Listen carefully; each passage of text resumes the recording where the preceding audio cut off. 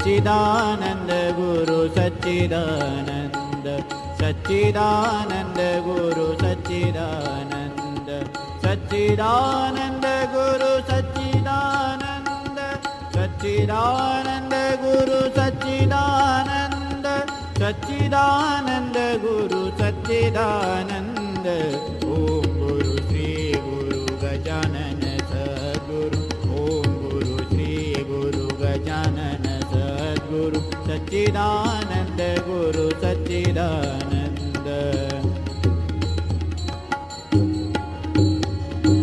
सच्चिदानंद गुरु सच्चिदानंद सच्चिदानंद गुरु सच्चिदानंद सच्चिदानंद गुरु सच्चिदानंद ओम गुरु श्री गुरु गजानन सद्गुरु ओम गुरु श्री गुरु गजानन सद्गुरु सच्चिदानंद गुरु सच्चिदानंद सच्चिदानंद गुरु सच्चिदानंद सच्चिदानंद गुरु सच्चिदानंद सच्चिदानंद गुरु सच्चिदानंद सच्चिदानंद गुरु सच्चिदानंद ओम गुरु श्री गुरु गजानन सद्गुरु ओम गुरु श्री गुरु गजानन सद्गुरु सच्चिदानंद गुरु सच्चिदानंद सच्चिदानंद गुरु सच्चिदानंद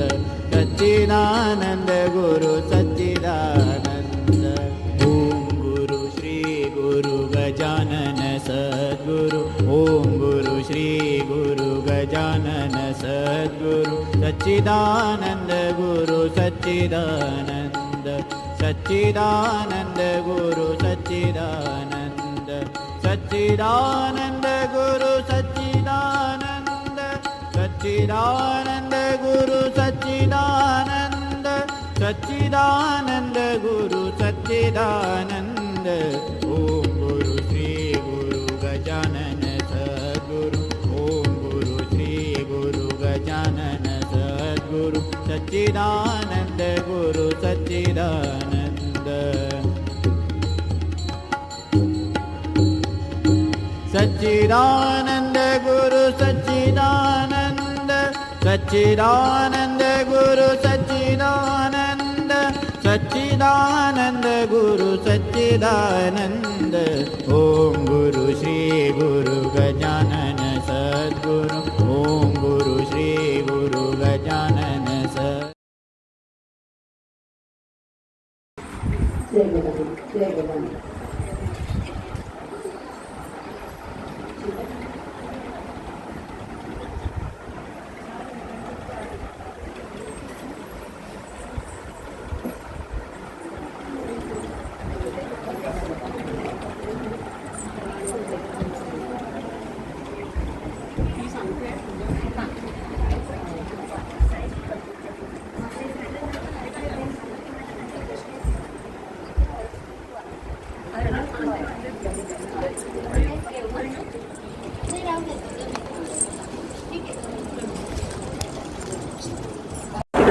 सगळं आहे ना ठीक आहे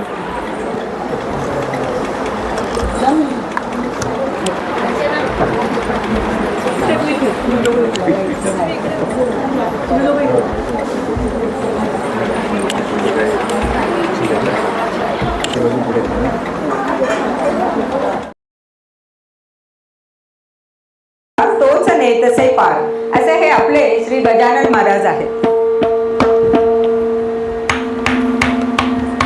आज गुरुपौर्णिमेनिमित्त आपल्याकडे डोंबिवलीच्या कीर्तनकार ताई आल्या आहेत. या कीर्तनकार ताईचे नाव आहे सौ मधुवंती विकास फडके. मी थोडक्यात यात आपल्या ताईंची सर्वांना ओळख करून देते. सौ मधुवंती ताईंनी SNDT महिला विद्यापीठातून संगीत विषयात BA पदवी प्राप्त केली आहे. तसेच मुंबई विद्यापीठातून पंडित फिरोज दस्तूर यांच्या मार्गदर्शनाखाली त्यांनी संगीत विषयात डिप्लोमा तसेच डिग्रीचा कोर्स पूर्ण केला आहे. ताईंनी आपले पुढील शिक्षण पंडित फिरोज दस्तूर यांच्या शिष्या सुधा दिवेकर यांच्याकडे घेतले आहे. नागपूरच्या कालिदास विद्यापीठातून त्यांनी कीर्तन विषयात BAची पदवी प्राप्त केली आहे. तसेच त्यांचे कीर्तनाचे सर्व शिक्षण हरिभक्त प्रवचनकार श्री आनंदबुवा जोशी यांच्याकडे झाले आहे. शृंगेरी तसेच महाराष्ट्रात अनेक कीर्तने त्यांनी केली आहेत. सध्या त्या त्यांच्या घरी शास्त्रीय संगीताचे वर्ग घेतात. अशा या प्रख्यात कीर्तनकार ताई आज आपल्याला गुरुपौर्णिमेच्या उत्सवासाठी लाभल्या आहेत. त्या आता गुरुमहिमा आपल्या कीर्तनातून समजावतील. त्यांचे श्रुश्राव्य कीर्तन ऐकण्यासाठी आपण सर्वजण उत्सुक आहोत. या कीर्तनकार ताईंना साथ देण्यासाठी त्यांच्याबरोबर संवादिनीवर आहे श्री विवेक बर्वे आणि तबल्यावर आहे श्री हर्षवर्धन कुंकवळेकर. नमस्कार. चला तर ऐकूया आपण त्यांचे श्रुश्राव्य कीर्तन.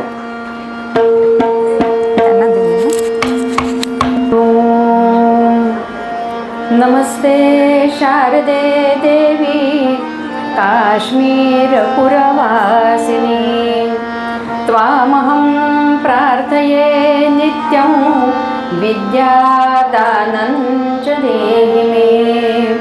अक्षसूत्रां कुशधरां पाशपुस्तकधारिणी मुक्ताहार समायुक्ता वाचि तिष्ठतु मे सदा. कंबुकंठी सुतां वृष्टि सर्वाभरणभूषितां महासरस्वती देवी जिह्वाग्रे संन्यविष्यतां. या श्रद्धा धारणा मेधा वाग्देवी विधिवल्लभा भक्तजिह्वाग्रसदना क्षमादि गुणदायिनी. नमामि यामिनी नाथलेखालं कृतकुन्तलां भवानी भवसन्ताप निर्वापण सुधानिधि. पुण्डलीकवरदा हरि विठ्ठल श्री ज्ञानदेव तुकाराम राजाधिराज प्रभु रामचंद्र भगवान की जय. महारुद्र हनुमान की जय. देवर्षि नारद महाराज की जय. सद्गुरु समर्थ रामदास स्वामी महाराज की जय. सद्गुरु श्री ब्रह्म चैतन्य महाराज की जय. सद्गुरु श्री गजानन महाराज की जय. जय जय रघुवीर समर्थ भगवान श्री मंगलमूर्ती मोरया.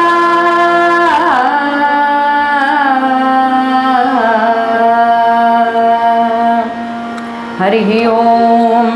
श्री महागणाधिपतये नमः. भगवते श्री रामकृष्णाय नमः. मातृभ्यो नमः रामपितृभ्यो नमः. सजयति सिन्दूरवदनो देवो यत्पादपङ्कजस्मरणं वासर्मणि विवतमसा राशिं नाशयति विघ्नानाम्. जन्माद्यस्य यतोऽन्वयादितरतश्चार्थेष्वभिज्ञस्वराट् तेने ब्रह्महृदाय आदिकवये मुह्यन्ति यत्सूरयः. तेजो वारिमृदाय यथा विनिमयो यत्र त्रिसर्गो मृषा धाम्ना स्वेन सदा निरस्तकुहकं सत्यं परं धीमहि. यं ब्रह्मा वरुणेन्द्र रुद्रमरुतस्तुन्वन्ति दिव्यैस्तवैर्वेदैः साङ्गपदक्रमोपनिषदैः गायन्ति यं सामगाः. या कुन्देन्दु तुषारहारधवला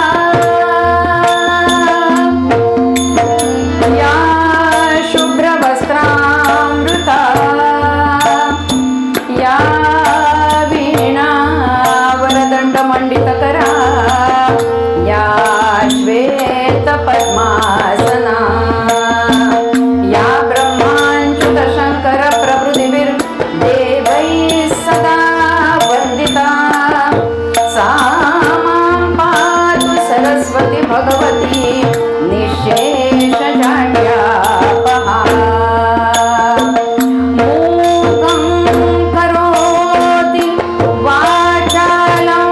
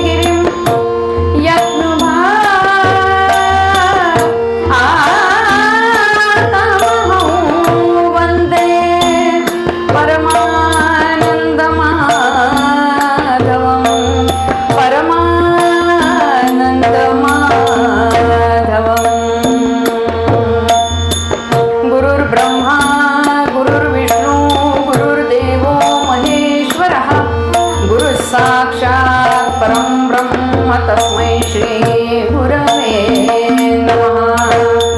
सकल भुवन मध्ये निर्विशेषं निरीहं विधि हरिहर वेद्यं योगिभिर्ध्यानगम्यं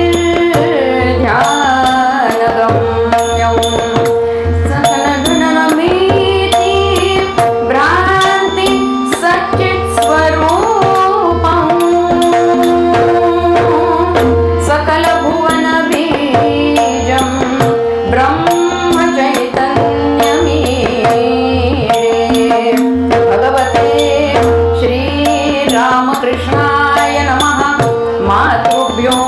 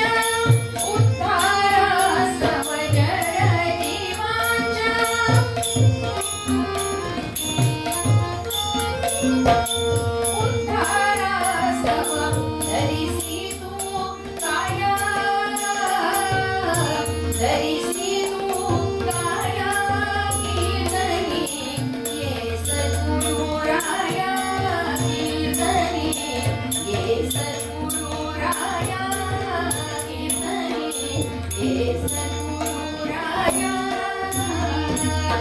राम नामाचे अमृत माझुनी राम नामाचे राम नामाचे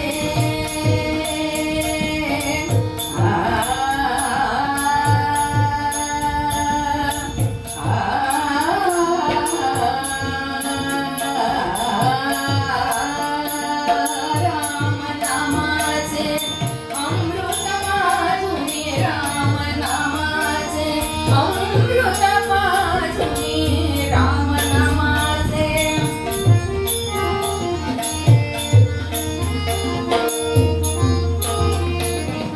भव भय नेसिलया भव भय नेसिलया भव भय नेसिलया कीर्तनी ये सद्गुरु राया कीर्तनी ये सद्गुरु राया कीर्तनी ये सद्गुरु राया संतदास सुत गुरुचरणी रत संतदास सुत गुरुचरणी रत लागत से पाया लागत से पाया कीर्तनी ये सद्गुरु राया कीर्तनी ये सद्गुरु राया ब्रह्म चैतन्य श्री गुरु राया ब्रह्म चैतन्य श्री गुरु राया कीर्तनी ये सद्गुरु राया कीर्तनी ये सद्गुरु राया कीर्तनी ये सद्गुरु राया गुरु राया गुरु राया रघुपति राघव राजा राम पतित पावन सीताराम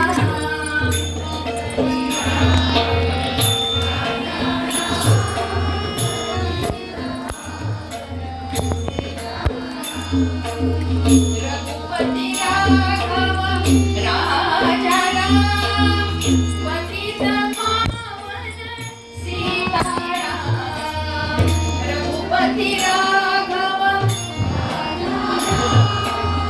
पतित पावन सीताराम रघुपति राघव राजा राम पतित पावन सीताराम रघुपति राघव राजा राम पतित पावन सीताराम रघुपति राघव राजा राम पतित पावन सीताराम रघुपति राघव राजा राम पतित पावन सीताराम रघुपति राघव राजा राम पतित पावन सीताराम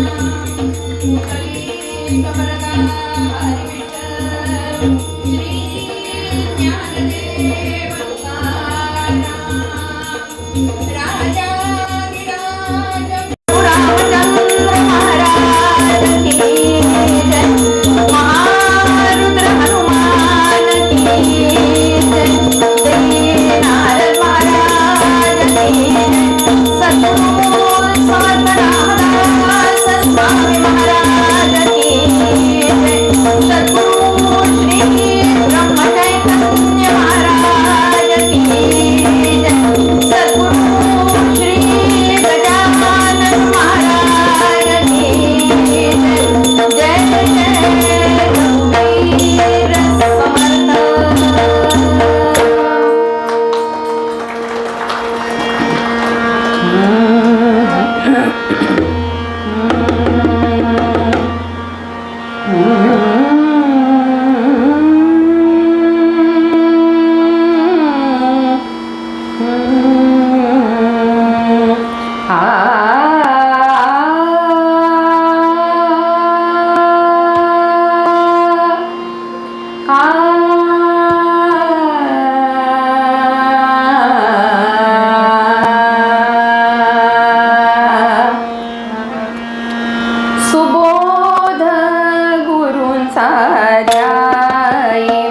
साधका सुबोध गुरूंचा ध्याई साधका सुबोध गुरूंचा ध्याई श्रुतिशास्त्रांचे सारची काढुनी श्रुतिशास्त्रांचे सारची काढुनी नवनीत हाती देई नवनीत हाती देई साधका सुबोध गुरूंचा ध्याई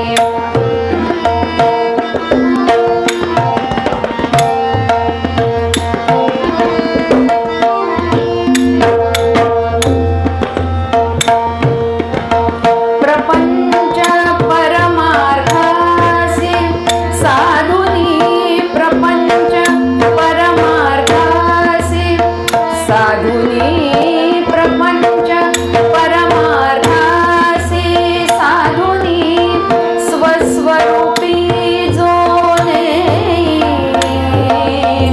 स्वस्वरूपी जोने साधका सुबोध गुरूंचा ध्याई साधका सुबोध गुरूंचा ध्याई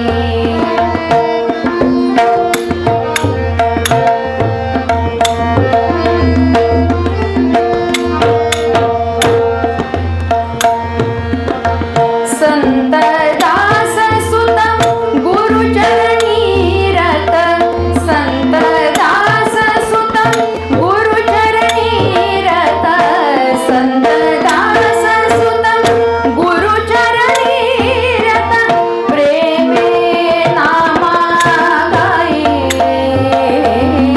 प्रेमे नामा गाई साधका सुबोध गुरूंचा ध्याई साधका सुबोध गुरूंचा ध्याई श्रुतिशास्त्रांचे सारची काढुनी श्रुतिशास्त्रांचे सारची काढुनी नवनीत हाती देई नवनीत हाती देई साधका सुबोध गुरूंचा ध्याई साधका सुबोध गुरूंचा सुबोध गुरूंचा सुबोध गुरूंचा ध्याई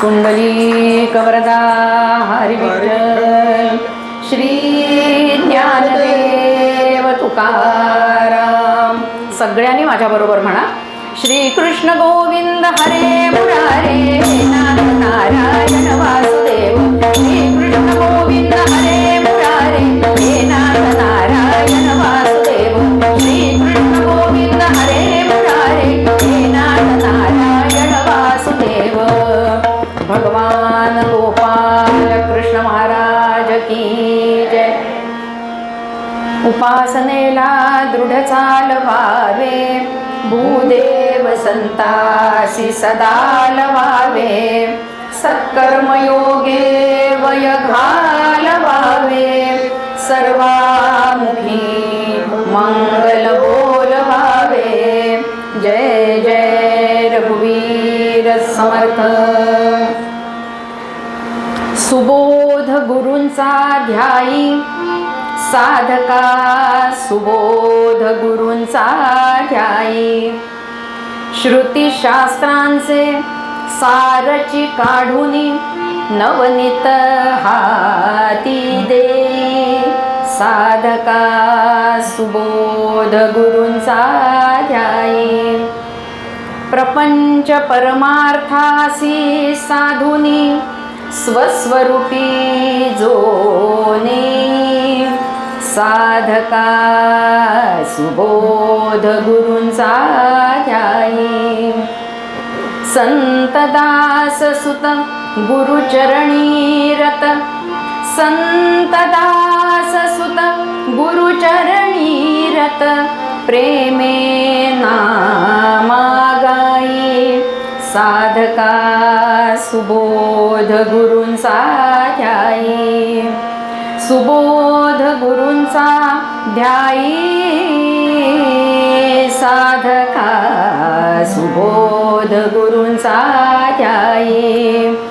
श्रूयतां देवदेवेश नारायण जगत्पते, त्वदीये नामदानेन कथयिष्ये शुभा कथा. श्रीमातृपितृचरणकमलेभ्यो नमः. सर्वेभ्यो देवेभ्यो ब्राह्मणेभ्यो नमो नमः. सद्गुरुनाथ श्रोता वक्ता श्री अनंतकोटी ब्रह्मांड नायक राजाधिराज सच्चिदानंद सद्गुरु श्री गजानन महाराज की जय. अनेन प्रियतां देवो भगवान जानकीपति श्रीरामचंद्र पूर्वेषाम् अस्माकं कुलदैवतं जानकी जीवनस्मरण जय जय राम. सद्गुरुनाथ महाराज की जय.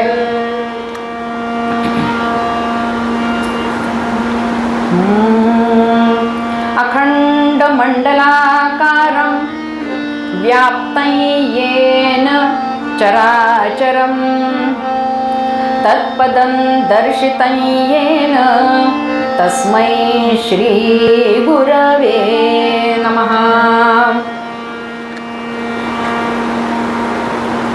ज्यांना जगद्गुरु म्हणून मानलं जातं, कृष्णं वंदे जगद्गुरुं, त्यांना वंदन करते. आज गुरुपौर्णिमा म्हणजे व्यास पौर्णिमा आहे. महर्षी व्यासांना वंदन करते. जीवनातली आपली पहिली गुरु असते आपली आई, तिला वंदन करते. आपल्या सर्वांच्या अंतःकरणात असलेल्या गुरुतत्वाला वंदन करते. तस्मै श्री गुरवे नमः.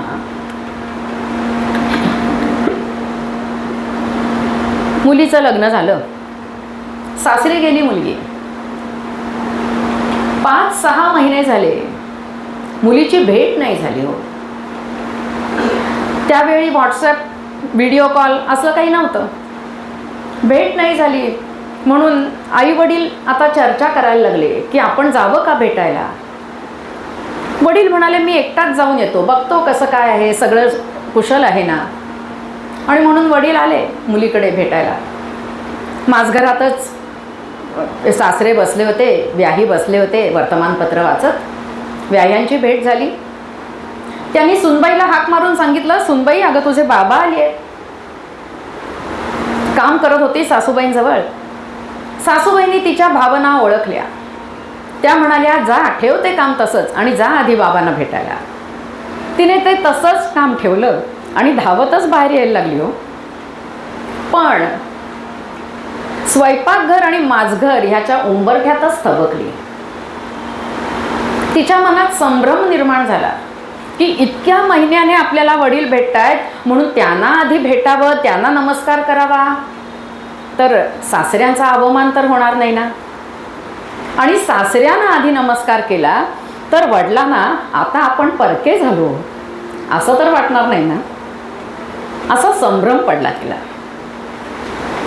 आणि इतक्यात तिचा विवेक जागृत झाला. ती समोर आली आणि दोघांच्याही मधोमध नमस्कार केला.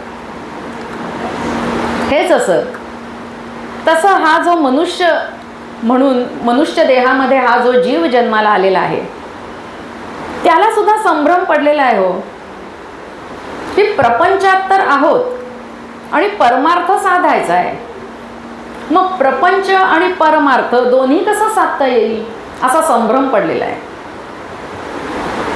आणि हे असे संत सत्पुरुष सद्गुरू या संभ्रमातून आपल्याला मोकळं करत असतात. प्रपंच आणि परमार्थ कसा साधायचा याची सांगड कशी घालायची हे ते आपल्याला शिकवत असतात. आणि हे शिकवण्यासाठी ते जो उपदेश आपल्याला करतात त्यालाच सुबोध असं म्हणतात. मनुष्याचे 3 प्रकार आहेत, बद्ध, मुमुक्षु आणि साधक. आता लगेच प्रश्न निर्माण झाला असेल की बद्ध म्हणजे कोण, मुमुक्षु म्हणजे कोण, साधक म्हणजे कोण. आपल्या मनात प्रश्न येताच क्षणी हे संत सत्पुरुष धावत येतात आणि आपल्या प्रश्नांचं निरसन करतात. समर्थ म्हणतात, आता जाणीचे बद्ध तो ऐसा, अंधारीचा अंध जैसा, चक्षुविण दाही दिशा शून्याकार. आधीच अंधार आहे, त्यात अंधार आहे, मग त्याला अंधार असला काय, उजेड असला काय, काही फरकच पडत नाही. चक्षुविण दाही दिशा शून्याकार. प्रपंचाचे उदंड ज्ञान, परमार्थाविषयी अज्ञान, नेणे स्वये समाधान या नावबद्ध. प्रपंचाविषयी उदंड ज्ञान आहे, कधी काटकसर करायची, कधी उधळमाधळ करायची, कधी कोणाकडे जायचं, कधी कुणाला बोलवायचं, सगळं ज्ञान आहे. पण परमार्थाविषयी मात्र तितकंच अज्ञान आहे, त्यामुळे समाधान प्राप्त होत नाही. बद्ध म्हणजे बांधला गेलेला, बांधलेला. मुमुक्षु कोणाला म्हणतात? आपणाचे अवगुण देखे, विरक्ती बळे ओळखे, आपणासी निंदी दुःखे या नाव मुमुक्षु. आपले अवगुण त्याला कळायला लागलेले आहेत, विरक्ती निर्माण झालेली आहे, त्यामुळे ते अवगुण त्याला ओळखता येत आहेत आणि म्हणून आपलीच निंदा तो करतोय. त्याला मुमुक्षु असं म्हणतात. आणि साधक कोणाला म्हणतात? तोडोनी द्वैताची उपाधी, अद्वैत वस्तू साधन साधी, लावी ऐक्याची समाधी या नाव साधक. हा जो सगळा द्वैताचा पसारा आहे, तू मी, तो तोडावा असा आता त्याच्या मनात आलाय. आणि जे अद्वैत वस्तू आहे त्याला ओळखावं, त्याला जाणून घ्यावं, यासाठी तो ऐक्यात समाधी, एकांतात समाधी लावून बसतोय, त्याला साधक असं म्हणतात.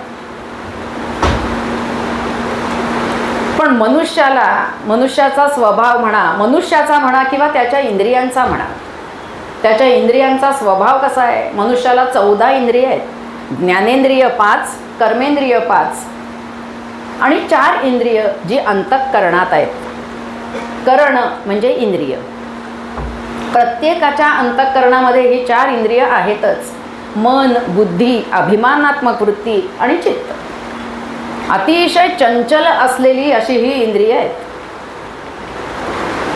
ज्ञानेंद्रिय, कर्मेंद्रियांचं कार्य आपल्याला अनुभवता येतं आणि ते दिसतातही, पण अंतःकरण मात्र दिसत नाही.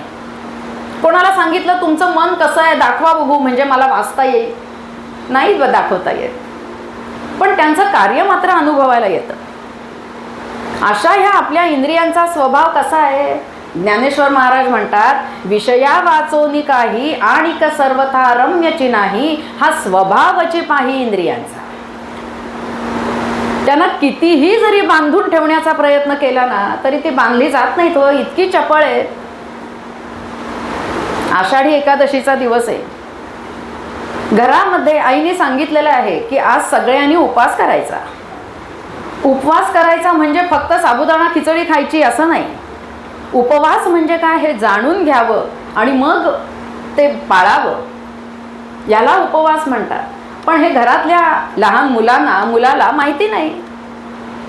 आईने केलंच नाहीये दुसरं काही, म्हणून ते उपवासाचे पदार्थ खायचे. मुलगा घराबाहेर पडला संध्याकाळी मित्रांबरोबर फिरायला. एका हॉटेलवरनं जाताना असा घमघमाट सुटला हो पावभाजीचा, लगेच रसना जागृत झाली, पावलं आपोआप वळली. कारण त्यांना कितीही आवर घालण्याचा प्रयत्न केला ना तरी ते नाहीच आवरता येत. असा हा स्वभावच आहे मुळे आपल्या इंद्रियांचा. आणि त्यामुळे होतं काय, ती जी अद्वैत वस्तू आहे, ते जे परमात्मा आहे, परब्रह्म आहे, आत्मस्वरूप आहे, त्याला जाणून घेताच येत नाही मुळे. आणि त्याला जर जाणून घ्यायचं असेल, आत्मस्वरूप जर ओळखायचं असेल, तर अत्यंत दीन होऊन सद्गुरु चरणाचा आश्रय करावा लागतो. अत्यंत दीनतेने.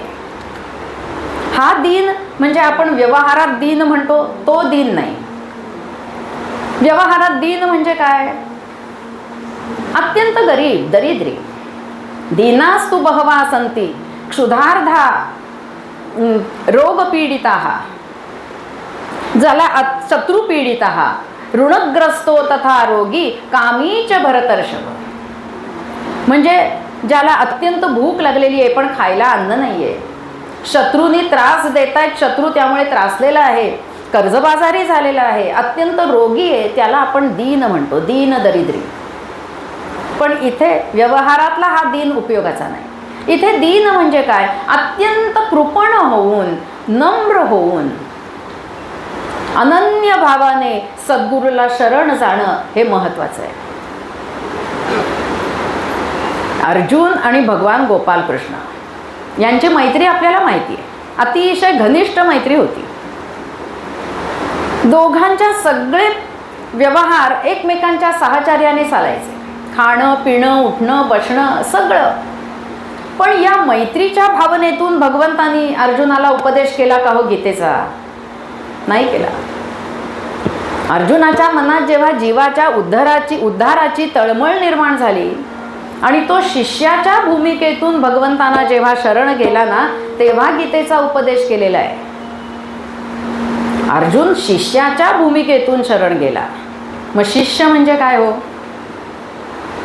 ज्ञानतृष्णा गुरोर्निष्ठा सदाध्ययन दक्षता एकाग्रता महत इच्छा विद्यार्थी गुणपंचकम. वर्गात अनेक विद्यार्थी असतात, 50-55चा वर्ग असतो, ते सगळेच शिष्य नसतात. एखादा विद्यार्थी असा असतो काही खास, तोच शिष्य म्हणण्यासाठी पात्र असतो, कारण त्याच्याजवळ हे 5 गुण असतात. पहिला गुण सांगितला आहे ज्ञानतृष्णा. तृष्णा म्हणजे तहान लागणं. तहान लागली आपल्याला की कधी एकदा पाणी पितोय असं होतं. उन्हातान्हातून फिरून आलो, चांगलं शॉपिंग करून आलो, मस्त मनासारखं शॉपिंग झालं, पण पाणी नाही आहे, पाणी प्यायचं आहे. आता घरी कधी जाते आणि पाणी कधी पिते. चप्पल काढतो आणि लगेच माठाजवळ किंवा फ्रीजजवळ जातो, पाणी घेतो आणि गटागट प्यायला सुरुवात करतो. अशा वेळी आपल्याला आईने जे शिकवलेलं असतं, संस्कार केलेले असतात, तेच संस्कार आपण आपल्या मुलांवर केलेले असतात, नातवांवर केलेले असतात, पण सोयीस्कररित्या ते बाजूला ठेवतो. आईने काय सांगितलेलं असतं, असं उन्हातान्हातून बाहेरून आलात, खेळून आलात की लगेच पाण्याजवळ जाऊ नये, पाणी पिऊ नये, स्वच्छ हात पाय तोंड धुवावे, थोडं बसावं, मग पाणी प्यावं. ते सुद्धा कसं प्यावं, उभ्या उभ्या घटघट घटघट नाही, बसून घोटाघोटाने पाणी प्यावं. हे आईने शिकवलेलं आहे, लक्षात आहे आपल्या. पण तहानच इतकी लागली आहे, मग ती भागवण्याची जसं आपण प्रयत्न करतो तसंच ज्ञानतृष्णा, ज्ञान मिळवण्याची तहान लागणं. म्हणून ज्ञानतृष्णा हा पहिला गुण सांगितला आहे. गुरोर्निष्ठा, ज्या गुरूंकडून आपण शिकतोय त्यांच्यावर नितांत श्रद्धा असणं, निष्ठा असणं, विश्वास असणं हे महत्त्वाचं आहे. सदाध्ययन दक्षता. काहींच्या मनातील हे 2 गुण आहेत का, सदाध्ययन आणि दक्षता? नाही, हा सगळा मिळून एकच गुण आहे. सदा म्हणजे सतत, अध्ययन म्हणजे अभ्यास करणं, आणि दक्षता म्हणजे त्याविषयी दक्ष असणं. आता तुम्ही म्हणाल आम्ही लहानपणी अगदी दक्षतेने अभ्यास केला, जे टाईम टेबल ठरवलेलं होतं त्या टाईम टेबलनुसार आम्ही अभ्यास करायचो. इतके तास म्हणजे इतके तास, मागे नाही की पुढे नाही, पुढे तर मुळीच नाही, मागे कदाचित असेल, पण याविषयी मात्र आम्ही दक्ष असायचो. तसं नाही, जे आपण शिकतोय ते आचरणात किती आणतोय याविषयी दक्ष असणं.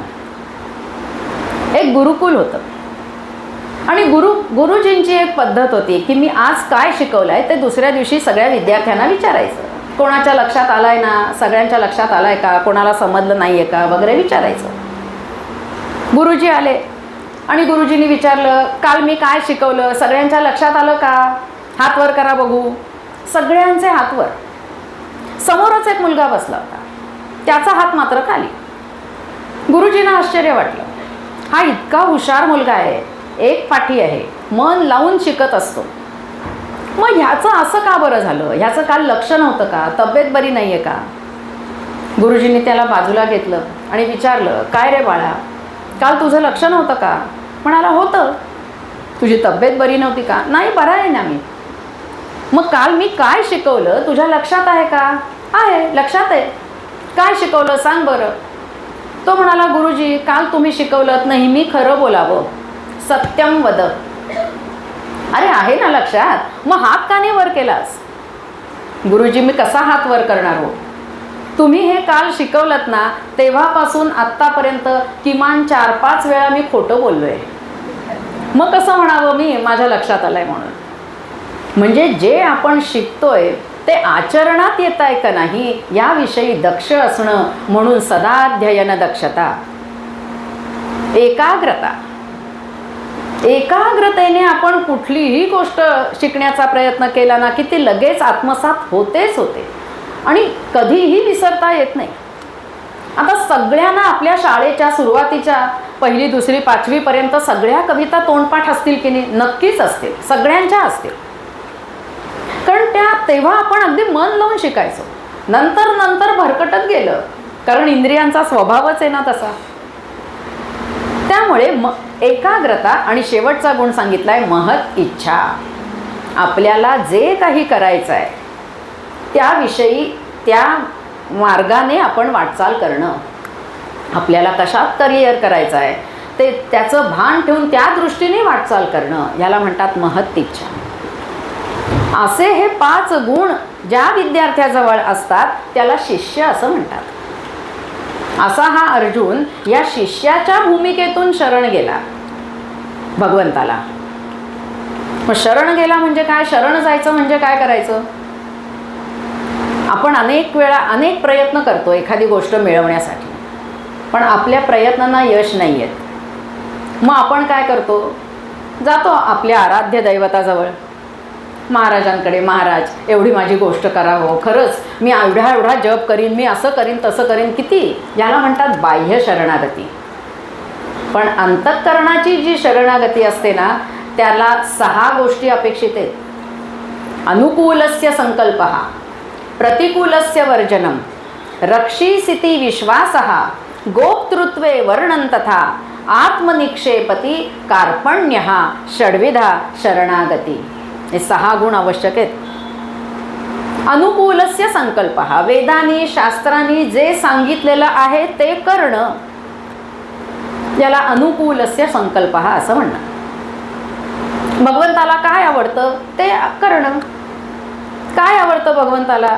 प्रेमाने वागावं सगळ्यांशी, हेच आवडतं की नाही? प्रेम आवडतं, मग सगळ्यांशी प्रेमाने वागावं. प्रतिकूलस्य वर्जनम, जे वेदांनी कटाक्षाने टाळायला सांगितलेलं आहे, ज्याचा निषेध केलेला आहे ते कटाक्षाने टाळणं, याला म्हणतात प्रतिकूलस्य वर्जनम.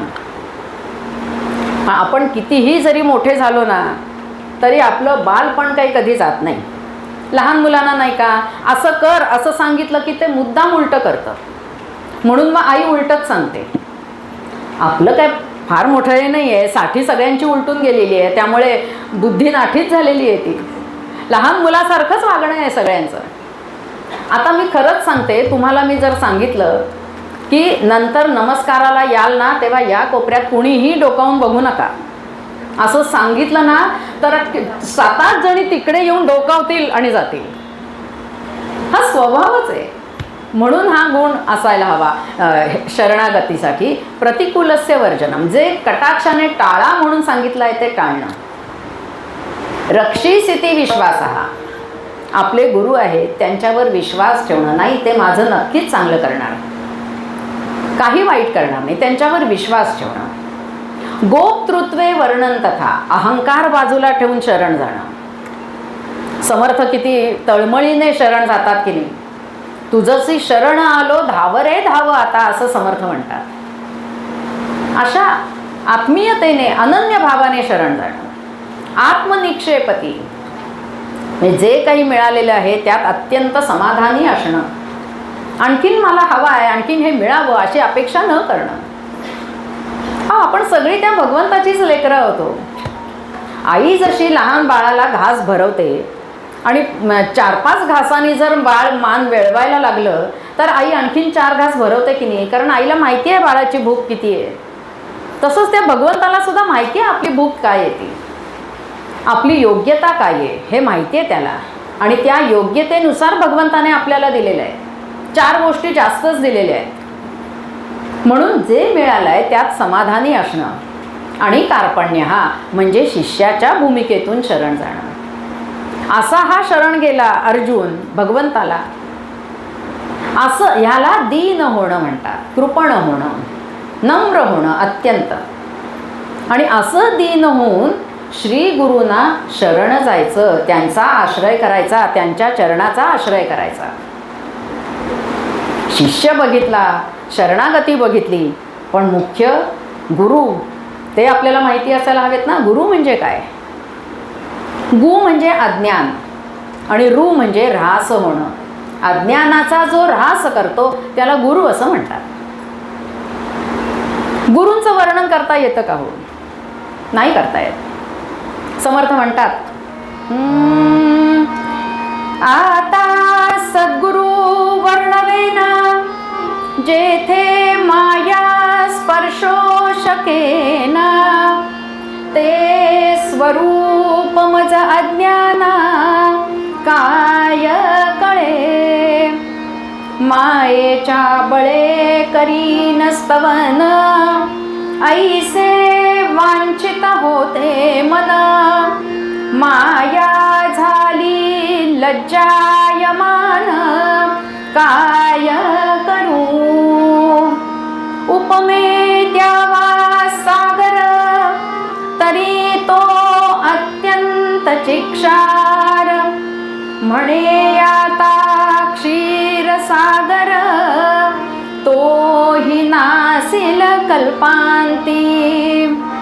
उपमे द्यावा जरी मेरू, तरी तो अत्यंत कठोरू. तैसा नव्हे श्री सद्गुरु, कोमल दीनांचा. जय जय रघुवीर समर्थ. समर्थ म्हणताय की ती माया गुरुचं वर्णन करायला म्हणून गेली तर स्वतःच लज्जित झाली हो, तिला नाही आलं करता. पण ती म्हणाली या गुरुतत्वाला जर सागराची उपमा द्यावी असं म्हटलं तर तो खारट आहे. क्षीरसागराची उपमा द्यावी म्हटलं तर तो कधीतरी नाचणार आहे. मेरू पर्वताची उपमा द्यावी म्हटलं तर तो अत्यंत कठीण आहे, कठोर आहे. पण हे सद्गुरू मात्र कसे आहेत? अत्यंत कोमल अंतःकरणाचे, दीनावर म्हणजे जो नम्र झालाय त्याच्यावर अगदी पाखरण घालणारे असे आहेत सद्गुरू. एकदा भगवान कैलासनाथ आणि पार्वती बोलत बसले होते. पार्वतीने कैलासनाथांना विचारलं, गुरु म्हणजे काय, कसे असतात गुरु? आणि तेव्हा भगवान कैलासनाथांनी सांगितलं, हा श्लोक आपला सगळ्यांना पाठात आहे त्यामुळे सगळ्यांनी म्हटला तरी हरकत नाही. ब्रह्मानंदं परमसुखदं केवलं ज्ञानमूर्तिं, द्वन्द्वातीतं गगनसदृशं सत्त्वमस्यादिलक्ष्यम्, एकं नित्यं विमलमचलं सर्वधिः साक्षिभूतं, भावातीतं त्रिगुणरहितं सद्गुरुं तन्नमामि. सद्गुरुनाथ महाराज की जय. कैलासनाथांनी भगवान शंकरांनी सांगितलं गुरु कसे असतात ते. त्यांनी सांगितलं ब्रह्मानंदम, अतिशय आनंदी असतात. आता तुम्हीच सांगा, आनंदाच्या विरुद्ध काही शब्द आहे का हो? नाही आहे. तुम्हाला विचारलं सुखाच्या विरुद्ध काय तर दुःख लगेच सांगा. समाधानच्या विरुद्ध काय? असमाधान. संतुष्टच्या विरुद्ध काय? असंतुष्ट. पण आनंदाच्या विरुद्ध काय? अजिबात सांगता येणार नाही. असे हे गुरु असतात. ब्रह्मानंदम, अखंड आनंदात असतात. परमसुखदम, फक्त स्वतःच आनंदी असतात असं नाही, तर जवळ आलेल्याला आनंद देणारे असे असतात. केवलं ज्ञानमूर्ती, ज्ञानाची चालती बोलती मूर्ती. म्हणजे ज्यांना आत्मज्ञान प्राप्त झालेलं आहे, म्हणजे ज्यांनी आपलं आपल्याला ओळखलेलं आहे. आपण ओळखलंय का? आपण दुसऱ्याला पुरतं ओळखून असतो पण आपली आपल्याला ओळख नसते.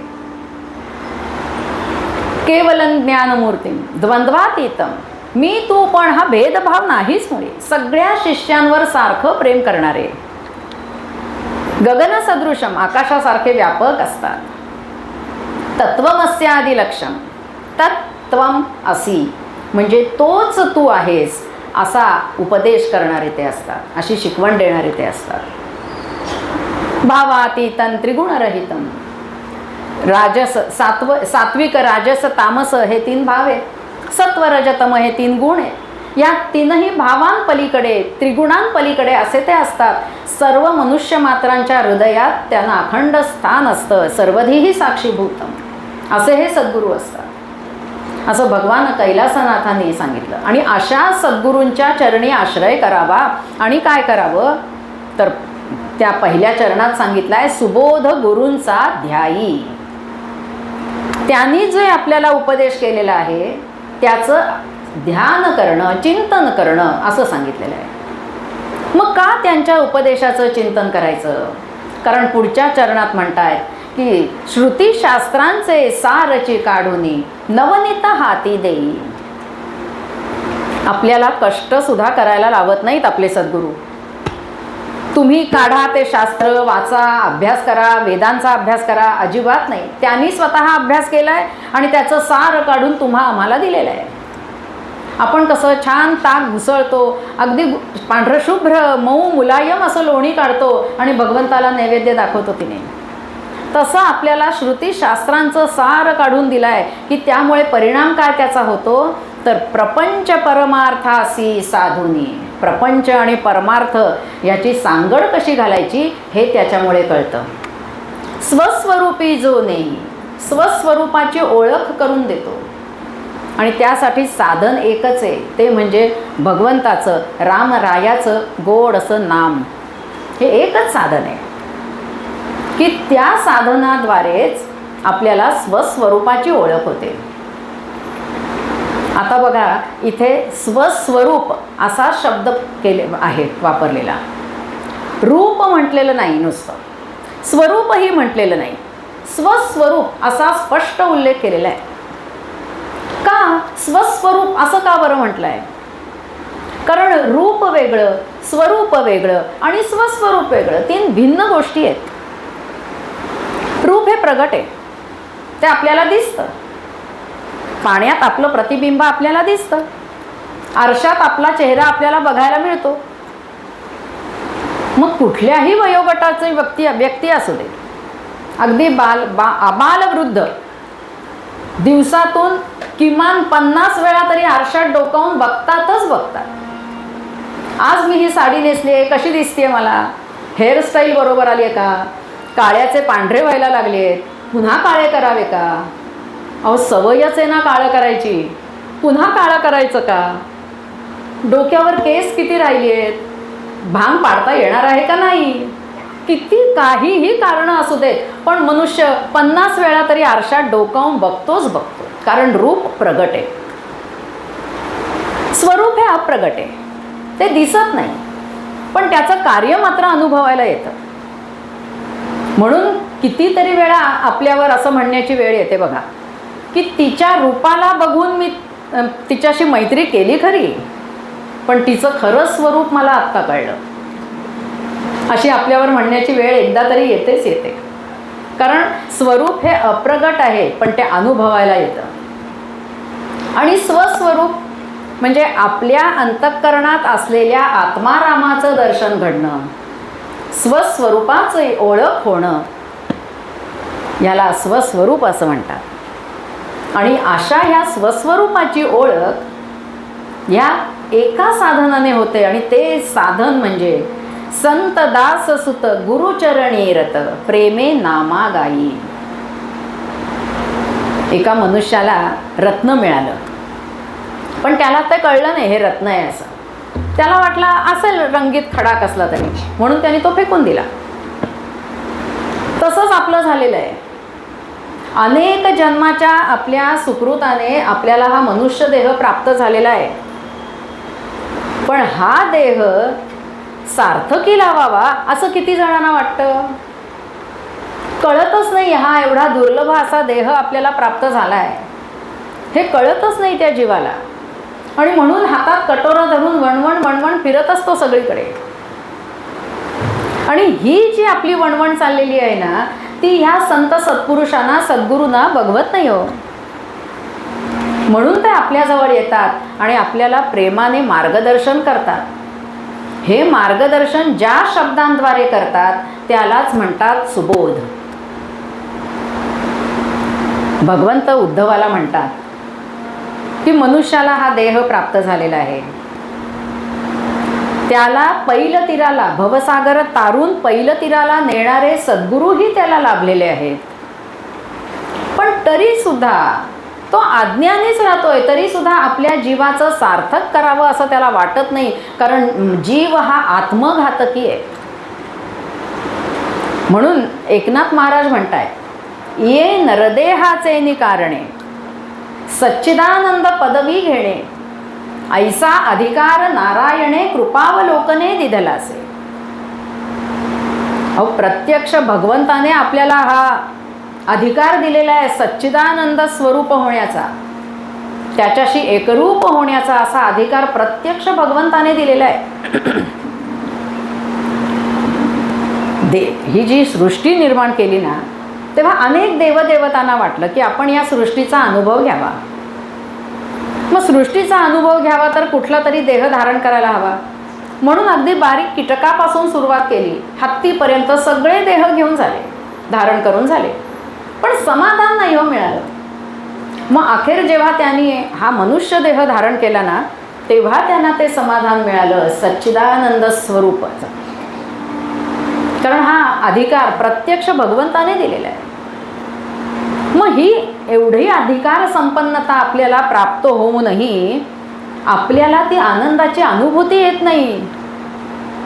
मग ती अनुभूती आपल्याला यावी याचसाठी ब्रह्मचैतन्य गोंदवलेकर महाराजांनी हा सुबोध सांगितलेला आहे. 13 आर्यांचा सुबोध सांगितलेला आहे, ज्यांचं वर्णन केलं जातं. जयांचा जनी जन्मनामार्थ झाला, जयानी सदा वासनामात केला, जयांच्या मुखी सर्वदा नाम कीर्ती. नमस्कार या ब्रह्मचैतन्य मूर्ती, सद्गुरुनाथ महाराज की जय. 13 आर्यांमधून त्यांनी स्वतः आयुष्यभर नाम घेतलं आणि जवळ येईल त्याला नाम सांगितलं. आणि ह्या 13 आर्यांमधून त्यांनी हा सुबोध सांगितलेला आहे. सुबोध, बोध या शब्दाला सु हा प्रत्यय लावलेला आहे. आणि अशा वेळेस सु या प्रत्ययाचे 4 अर्थ देतात: मोहकता, मादकता, भावुकता आणि आकर्षकता. बोध करून घेणं हा बुद्धीचा विषय आहे की नाही? हा बुद्धीचा विषय आहे. मग बुद्धी बोध केव्हा करून घेईल? विषयांच्या मोहात अडकलेल्या बुद्धीला मोहक असं जेव्हा काहीतरी दिसेल ना तेव्हा. म्हणून हा सुबोध जो आहे ना तो अत्यंत त्यात मोहकता आहे. मादकता, जास्त पटकन काही बघितल्यावर आपल्याला स्वीकार करावासा वाटतो तेव्हा ती मादकता जाणवते. या सुबोधाचा स्वीकार पटकन करावासा वाटतो आपल्याला, म्हणून त्यात मादकता आहे. हा सुबोध सांगताना महाराज इतक्या प्रेमाने आपल्याला सांगतात, भावाने भावाला हात घालून सांगतात, म्हणून त्याच्यात भावुकता आहे. आणि हा सुबोध आपल्याला चटकन कळणार आहे, आपल्या भाषेत जड शब्दात सांगितलेला नाही आहे. नाम सदा बोलावे, भावे गावे जनास सांगावे, हाची सुबोध गुरूंचा, नामा परते न सत्य मानावे. आता ह्यात सगळ्यांना सगळं कळलं की नाही? इतक्या आपल्या भाषेत सांगितलेलं आहे, म्हणून त्यात आकर्षकता आहे. असा ह्या सुबोधाचा अर्थ आहे. सुबोध म्हणजे उपदेश. असे हे सद्गुरू आपल्याला या उपदेशाद्वारे प्रपंच आणि परमार्थ याची सांगड कशी घालायची हे सांगत असतात.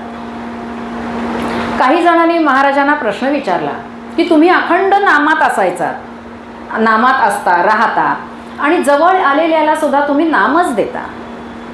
मग हे जे तुम्ही करताय त्याला काही आधार आहे का? काय त्या मनुष्याचं धाडस हो? महाराजांना असा प्रश्न विचारायचा. महाराज म्हणाले, आहे ना, आधार आहे. आधाराशिवाय खरंच कुठलेच संत काहीही बोलत नाहीत आधाराशिवाय. ते म्हणाले, आहेत. व्यासानीच सांगितलेलं आहे, महर्षी व्यासानी, कृते यद ध्यायतो विष्णू तेताया यजतो मखैः द्वापारे परिचर्या च कलौ तत् हरिकीर्तनात.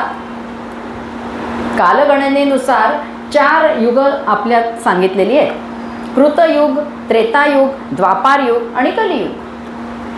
आता हे कलियुग चाललेलं आहे आणि या कलियुगात प्रत्येक युगाची साधना वेगळी सांगितलेली आहे. कृते यद ध्यायतो विष्णू, ध्यानधारणा हा कृतयुगाचा मार्ग सांगितलेला आहे साधनेचा. त्रेतायां यजतो मखै, यज्ञमार्ग सांगितला आहे त्रेतायुगामध्ये. द्वापार युगामध्ये सेवा मार्ग सांगितला आणि हे जे कलियुग आहे या कलियुगामध्ये नाम संकीर्तन, गुण संकीर्तन, लीला संकीर्तन सांगितलेलं आहे. अहो, हे कलियुग जे आहे ना सध्या चालू, त्याचा सगळेच आपण अनुभव घेतोय आणि त्याला कराल युग असं म्हणतात. कारण याच्यात इतके दोष आहेत, इतके दोष आहेत. महाभारतात, भागवतात व्यासांनी सांगितलेले आहेत दोष त्याचे. काय काय दोष आहेत? साधू वृत्ती क्षीण होईल, असाधू वृत्ती प्रभावशाली होईल. आपला मुलगा आपल्याला नमस्कार करायला आल्यावर आपण त्याला चिरंजीव भव असा आशीर्वाद देतो, पण कलियुगामध्ये उलट होईल. वडिलांच्या देखत मुलाचा मृत्यू होईल, म्हणजे वडील दीर्घायुषी आणि मुलगा अपयशी, अल्पायुषी. धर्माचरण नकोसं वाटेल, अधर्माचरणाचं स्वागत सगळे करतील. सगळा व्यवहार असत्याने होईल. जे आहे त्याच्यापेक्षा दाखवण्याची प्रवृत्ती जास्त वाढेल. सत्ताधीश जे आहेत ना ते सत्तेचा उपयोग कपट कारस्थानासाठी करतील. हे सगळे दोष आपल्याला दिसत आहेत की नाही सध्या. मग या दोषातून आपण मुक्त व्हायचं असेल किंवा आपल्याला आनंद प्राप्त करून घ्यायचा असेल या कराल युगात असूनही, तर मार्ग काय आहे? कलौ तत् हरिकीर्तनात. म्हणून भगवान शुकदेव राजा परीक्षिताला जेव्हा त्यांनी संपूर्ण भागवत कथा सांगितली तेव्हा त्यात सांगितलं आहे की परीक्षिता, ह्या कलियुगाचे एवढे दोष जरी असतील ना तरी एक गुण आहे. कुठला गुण आहे? की भगवान गोपालकृष्णाचं अखंड नामस्मरण केलं ना, अखंड त्याच्या अनुसंधानात जर तुम्ही राहिलात. आता तुम्ही म्हणाल अनुसंधानात राहायचं म्हणजे काय करायचं? अखंड त्याचंच चिंतन करायचं. अहो, एक माता आहे, नुकताच एका छान गोंडस अशा बाळाला जन्म दिला आहे. माता ही पदवी तिला मिळालेली आहे नवीनच. माहेरी राहून 3-4 महिने बाळणपणाचा आनंद तिने घेतलेला आहे. आता आपल्या सासरी आली. सासरची काही मंडळी शेजारपाजारची भेटायला येणार म्हणून एक दिवस समारंभ ठेवला. सगळ्यांची जय्यत तयारी केलेली आहे, स्वयंपाकाची सिद्धता झालेली आहे. सगळी पाहुणे मंडळी यायला लागली. त्यांचं आगत स्वागत करते, चहा कॉफी सरबत विचारते. गप्पा गोष्टी हास्य विनोद असा सगळा गदारोळ चाललेला आहे, हलकल्लोळ माजलेला आहे. पण आतल्या खोलीत पलंगावर जे छोटं बाळ पहुडलेलं आहे त्या बाळाने हुंकार जरी दिला ना तरी तो तिला ऐकायला येतो. कारण ती अखंड त्याच्याच अनुसंधानात असते. तसंच आपणही त्या भगवंताच्या नामसंकीर्तनात अखंड जर राहिलो ना तर सगळ्या आसक्ती नाहीशा होतात. हा एक गुण आहे. म्हणून कलियुगामध्ये नामसंकीर्तन, गुणसंकीर्तन, लीला संकीर्तन सांगितलेलं आहे. आणि हाच उपदेश हे सगळे सद्गुरू करत असतात आपल्याला. प्रत्येक आपल्या गुरूंचं, संतांचं सांगणं एकच असतं. सांगण्याची पद्धत वेगळी असते, भाषा वेगळी असते, शब्द वेगळे असतात. गजानन महाराज काय सांगतात? गण गण गणात बोते, तेच सांगतायत. तसाच ब्रह्मचैतन्य महाराजांनी हा जो सुबोध सांगितला आहे आपल्याला, म्हणून त्या पूर्वपदामध्ये त्याचं अखंड ध्यान करावं असं सांगताना कवी म्हणतायत.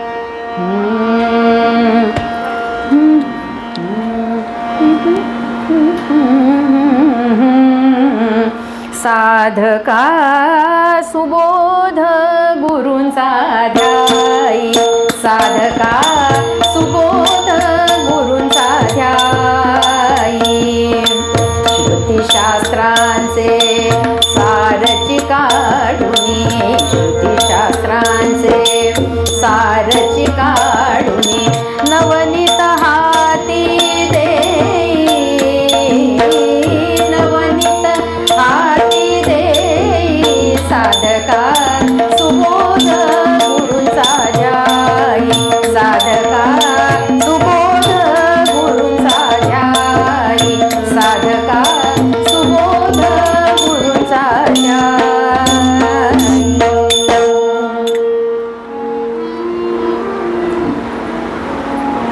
हो.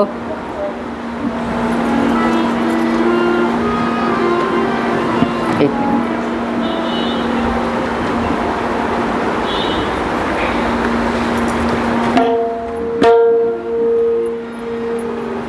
घाट मारायला आले. हां.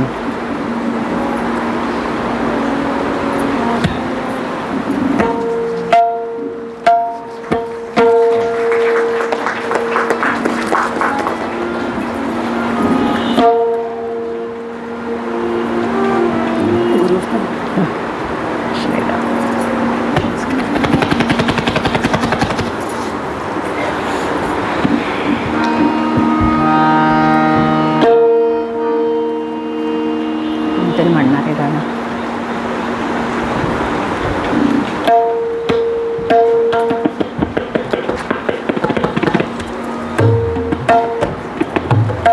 कोणी म्हणणार आहे ना.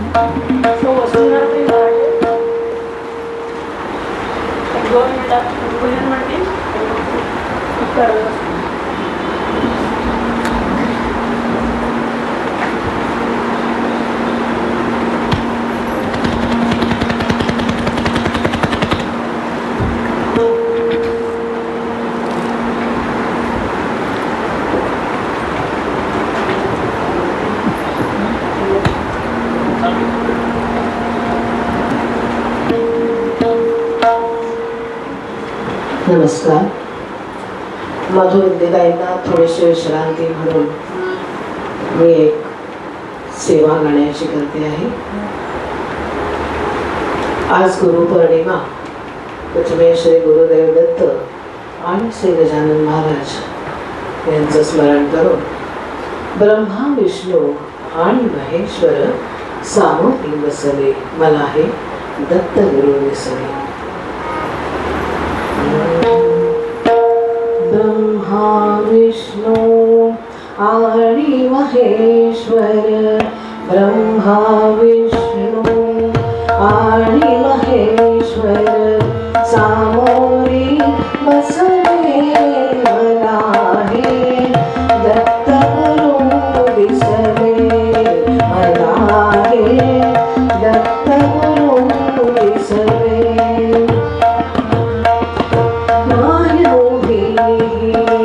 गाय होनी पुढे वासरू आहे.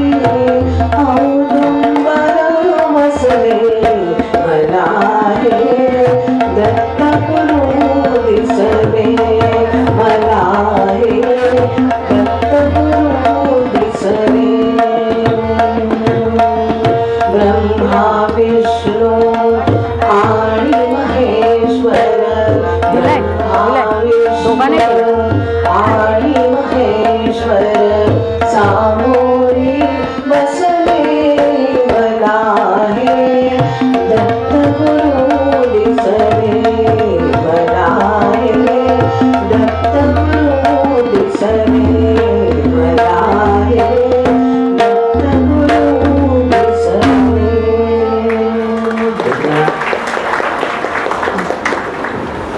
या चहा घ्या.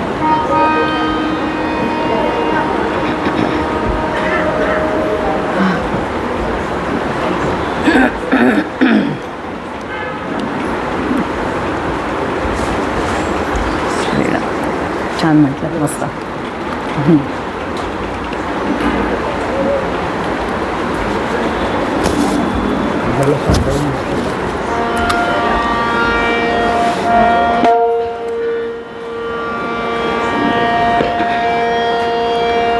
नारदीय परंपरेनुसार 2 मिनटं भजन करूया. चहा पिता पिता म्हणा, काही हरकत नाही.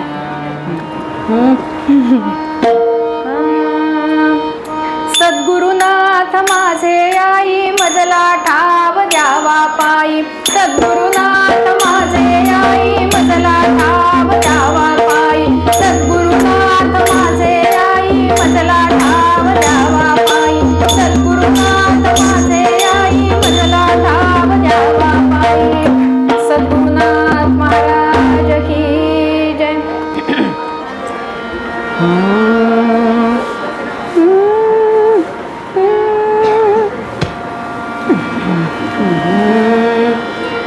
श्रीमत् स्वामी गजानन. श्रीमत् स्वामी गजानन. शुद्ध शुची द्विजकुलाची या ठाया.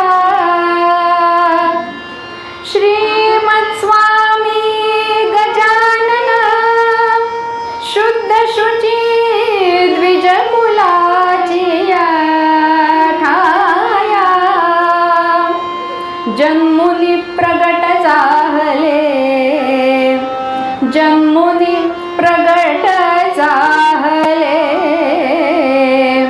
शेगावी पदनता सताराया.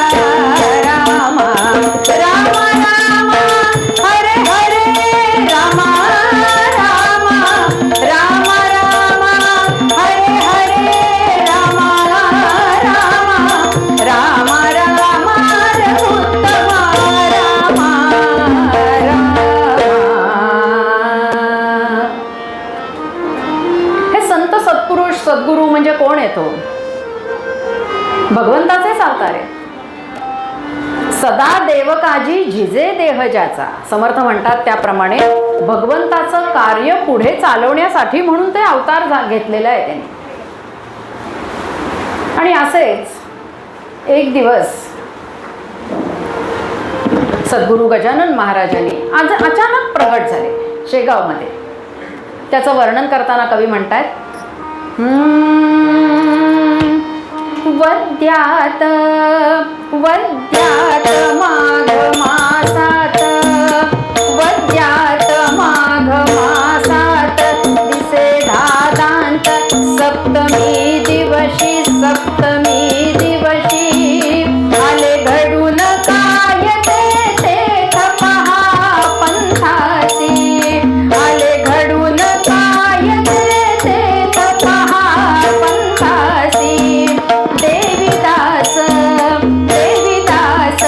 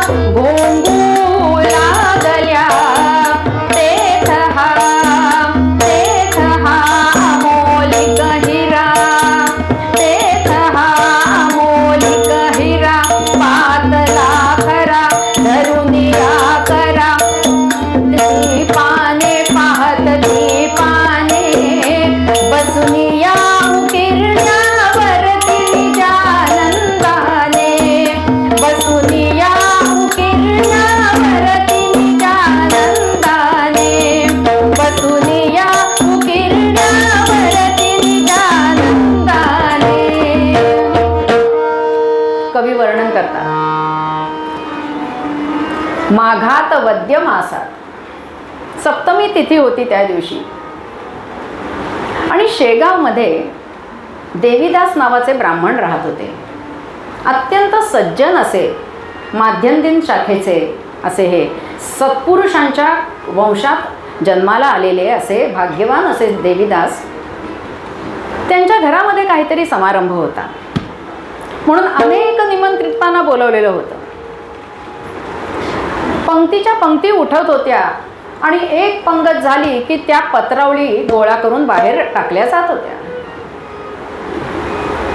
सगळी जण सगळी पानं अगदी स्वच्छ करतात का? हो, नाही करत. घेतात पण पदार्थ आवडला नाही की टाकून देतात. असं नाही करू. कारण आपण म्हणतो ना, अन्न हे पूर्ण ब्रह्म. मग हा जो सत्पुरुष होता ना, त्याला वाटलं की ह्या सगळ्या लोकांना कळावं की अन्न हे पूर्ण ब्रह्म आहे. म्हणून त्या पत्रावळींच्या ढिगावर तो सत्पुरुष बसला आणि त्याच्यावर असलेली शीतं एक एक करत आपल्या तोंडात घालायला लागला. आणि तिथे काही जण आले पत्रावळी टाकायला. तेव्हा त्यांनी हे दृश्य बघितलं आणि त्यांच्या मनात आलं की राजा रहुगणाला उपदेश करणारा जडभरत तर हा नसावा. धर्माने जेव्हा राजसूय यज्ञ केला तेव्हा त्या राजसूय यज्ञात शुकमुनी शुकरूपाने आले अन्न ग्रहण करायला. तसे हे शुकमुनी तर नसावेत.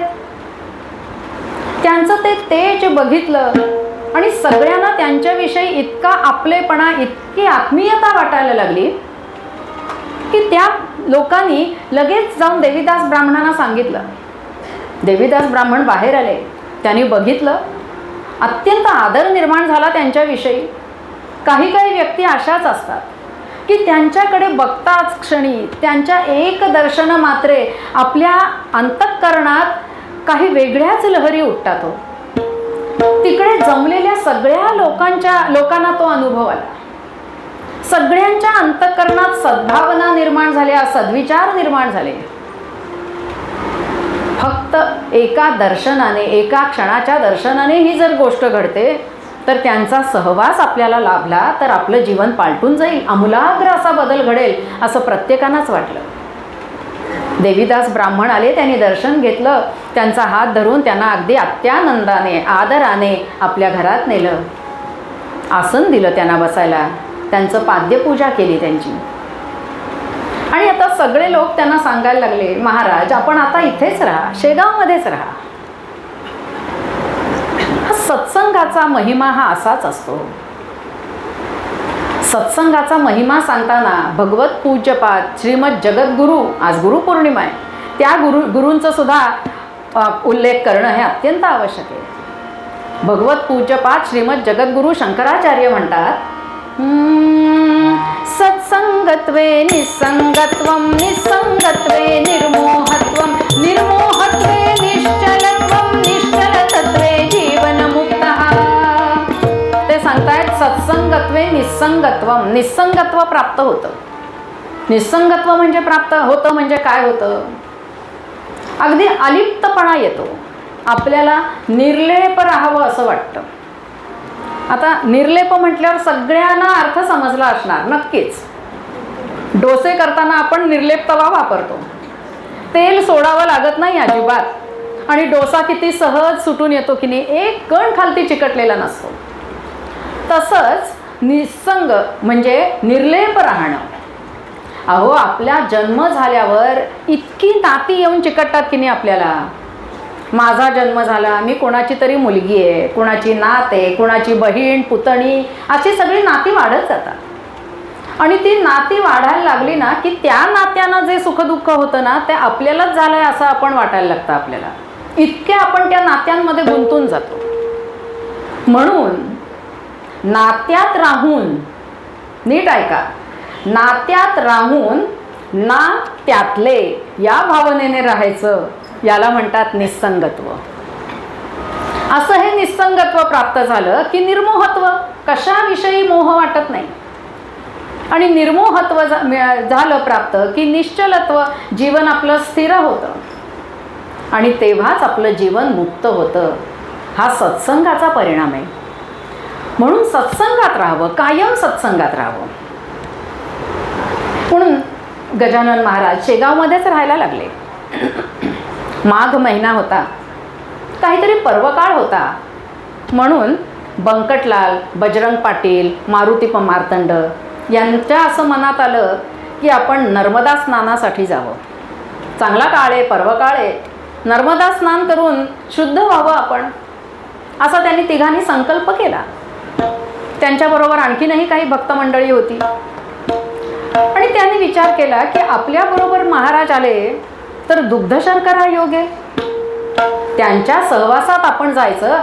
ते जाता जाता काही जे त्यांचं बोलणं, सहज बोलणे, नित्य उपदेश, त्यांच्या सहज बोलण्यातून आपल्याला काहीतरी शिकायला मिळेल, म्हणून त्यांना आपण बरोबर घेऊन जाऊया असं त्यांच्या मनात आलं. आणि ते आले महाराजांकडे. महाराज अगदी आनंदात बसलेले होते. संत सत्पुरुष अखंड आनंदात असतात की नाही, अगदी आनंदात असतात. ते आनंदात बसले होते. आणि हे जे संत सत्पुरुष असतात ना, ते द्रष्टे असतात बरं का. द्रष्टे म्हणजे काय, त्यांना पुढे काय घडणार आहे ते कळत असतं आणि ते आपल्याला सावध करत असतात, पण ते आपल्याला कळत नाही. ते आपल्याकडे सगळे हे येत आहे ते बघितलं महाराजांनी आणि महाराज अगदी आपल्या सहज बोलण्यातून सांगायला लागले, जगामधी एकची तत्वगड्या, जगामध्ये एकची तत्वगड्या, जगामध्ये एकची तत्वगड्या, पर्वत तोची पत्थर तोची, पर्वत तोची पत्थर तोची, नर्मदा तीच गड्या, जगामध्ये एकची तत्वगड्या, जगामध्ये एकची तत्वगड्या, मीही तोची तूही तोची, मीही तोची तूही तोची, जाण तू एक गड्या, जगामध्ये एकची तत्वगड्या, जगामध्ये एकची तत्वगड्या, नरतनु धली, नरतनु दिधली, तत्व जाणण्या, नरतनु दिधली, तत्व जाणण्या, नरतनु दिधली, उघडी दृष्टी गड्या, जगामध्ये एकची तत्वगड्या, जगामध्ये एकची तत्वगड्या. महाराज सांगतायत की जगामध्ये एकच तत्व आहे, तेच पर्वतात आहे, तेच पत्थरात आहे, नर्मदेतही तेच आहे. तू आणि मी काही वेगळं नाही होत, त्या एकच तत्व आपल्यातही आहे असे महाराज सांगतायत.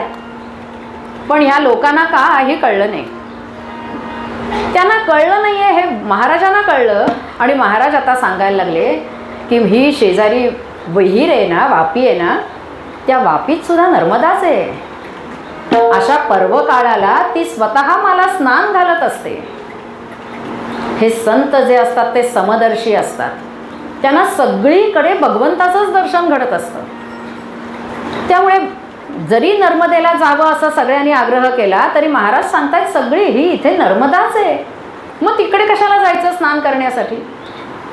पण तरी ह्या भक्त मंडळींना काही कळलं नाही आणि ही भक्त मंडळी म्हणायला लागली, हे जरी खरं असलं, या विहिरीत जरी नर्मदा असेल तरी या लेकरांचा हट्ट पुरवण्यासाठी म्हणून तरी चला ना आमच्याबरोबर. आता काय करणार, गुरु हे अत्यंत प्रेमळ असतात, मातेप्रमाणे सगळे हट्ट पुरवत असतात. त्यामुळे निघाले. तरी सुद्धा शेवटचा एक प्रयत्न करून बघावा म्हणून महाराजांनी विचारलं की तिकडे गेलो आपण आणि काही विपरीत घडलं तर. भक्त मंडळी त्यांच्यावर ताण. ते म्हणाली काही विपरीत घडणार नाही. अहो तुम्ही प्रत्यक्ष असल्यावर विपरीत घडेलच कसं, काही घडणार नाही, आम्ही कोणाला घाबरत नाही, तुम्ही आहात ना आमच्याबरोबर. महाराज निघाले. सगळ्यांनी नर्मदेचा जय जयकार केला, महाराजांचा जय जयकार केला आणि सगळेजण मजल दर मजल करत ओंकारेश्वरला आले. ओंकारेश्वर म्हणजे ज्योतिर्लिंगांपैकी एक क्षेत्र. सगळ्या भक्तमंडळीने आधी नर्मदेत स्नान केलं, मग कैलासनाथांचं दर्शन घेतलं आणि आता सगळीजण तीरावर बसलेली आहेत आणि पात्राकडे बघतायत. ते नर्मदेचं विशाल पात्र आहे, त्या पात्राकडे बघतायत आणि या भक्तांच्या मनात आलं की आपण नौका विहार करावा का, म्हणून सगळ्यांनी नावाड्याला बोलावलं, नौका बोलावली आणि बसले नौका विहार करण्यासाठी. म्हणून साहजिकच महाराजांनाही बरोबर घेतलं, महाराजही बसले आणि असा अघटित अशी घटना घडली. सोसाट्याचा वारा सुटला. हो, सोसाट्याचा वारा सुटला, पाण्यातल्या त्या लाटा उसळायला लागल्या, त्यामुळे ती नौका हलायला लागली. नावाड्यांचा तोल सुटला, त्यात नियंत्रण राहिलं नाही त्या नावेवर आणि असं करता करता ती नौका एका खडकावर जाऊन आदळली. त्या छिद्र पडलं त्याला आणि त्या छिद्रातून पाणी यायला लागलं. नावाडी घाबरला. प्रत्येकाला आपला जीव प्यारा असतो. पहिलं तीराला नेणारे सद्गुरू एकच असतात, पण त्या नावाड्यांनी उडी मारली नौकेतनं. त्याचे साथीदार होते तीरावर, त्यांनी दोर टाकला आणि त्याला ओढून घेतलं. पण सद्गुरू होते ना आपल्याबरोबर. महाराजाने काय केलं, जिथे छिद्र पडलं होतं ना तिथे पाय ठेवून उभे राहिले ते आणि प्रार्थना करायला लागले. भगवतीची प्रार्थना करायला लागले, नर्मदेची प्रार्थना करायला लागले. सूर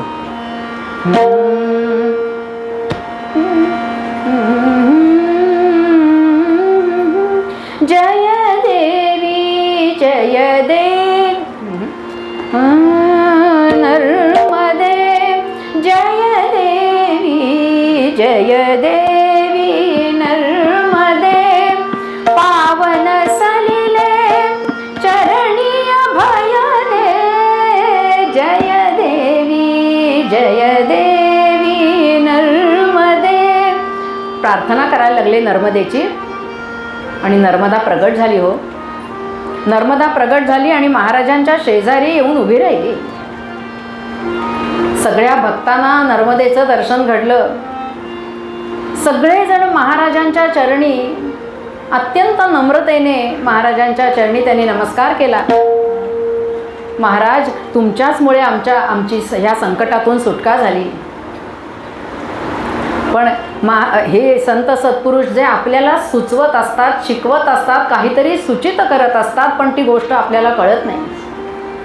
म्हणून नेहमी त्यांचं ऐकावं. त्यांनी सांगितलं आत्ता हे करू नका की थांबावं, काहीतरी त्याचं मागे कारण असणार हे आपण गृहीत. म्हणून तर म्हटलंय ना, सद्गुरूंवर विश्वास ठेवणं, निष्ठा असणं त्यांच्यावर. नर्मदेची प्रार्थना केली, नर्मदेचा जय जयकार केला आणि भगवती नर्मदेचं दर्शन, नर्मदा स्नानाचा लाभ आणि प्रत्यक्ष गुरुकृपा या त्रिवेणी संगमात न्हावून ही सगळी भक्तमंडळी पुन्हा शेगावी आली. शेगावी आली, काही दिवस गेले आणि एकदा हे भक्तमंडळी म्हणायला लागली की महाराज, तुम्ही म्हणाला होता की या विहिरीत नर्मदा आहे, मग तिचंही दर्शन घडवा ना आम्हाला. लगेच महाराजांनी प्रार्थना केली नर्मदेला. नर्मदा तात्काळ तिथेही हजर झाली आणि त्या नर्मदेचं त्या विहिरीतही सगळ्या भक्तांना दर्शन घडलं आणि सगळे भक्त त्या भगवतीची प्रार्थना करू लागले.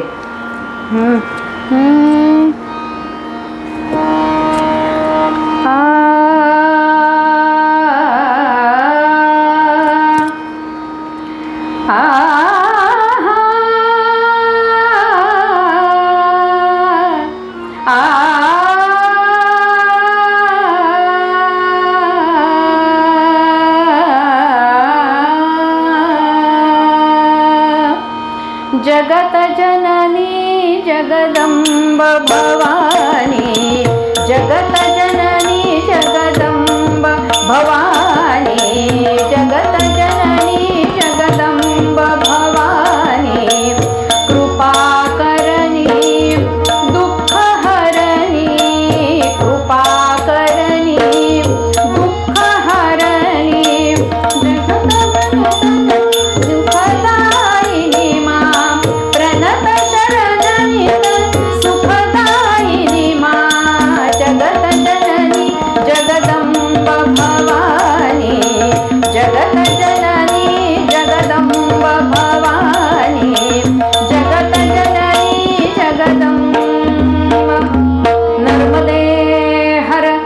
नर्मदे हर नर्मदे हर. सद्गुरू हे असे असतात, म्हणून त्यांच्या उपदेशाचं नीट आपण आकलन करून घ्यावं. आणि ते आकलन कोणाला होतं? जो ह्या शिष्याच्या भूमिकेतून त्यांच्या आश्रयाला जातो, त्याला, जो दीन होऊन त्यांच्या आश्रयाला जातो त्याला त्या सुबोधाचं आकलन होतं. म्हणून पूर्वपदामध्ये कवी सांगतायत, साधका सुबोध गुरूंचा ध्यायी, साधका सुबोध गुरूंचा ध्यायी, श्रुतिशास्त्रांचे सारचे काढुनी, श्रुतिशास्त्रांचे सारचे काढुनी, नवनीत हाती देई, साधका सुबोध गुरूंचा ध्यायी.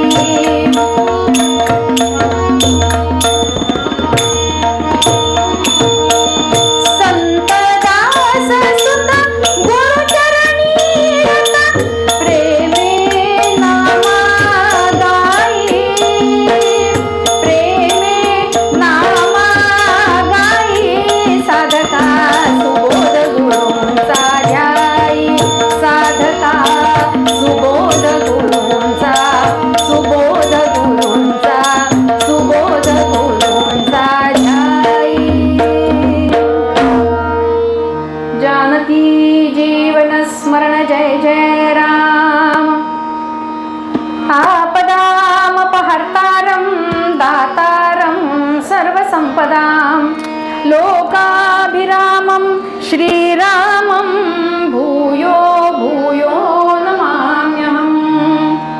सगळ्यांनी शांत बसा आणि मी एक श्लोक सांगते. एक चरण सांगितल्यावर आपणही म्हणा.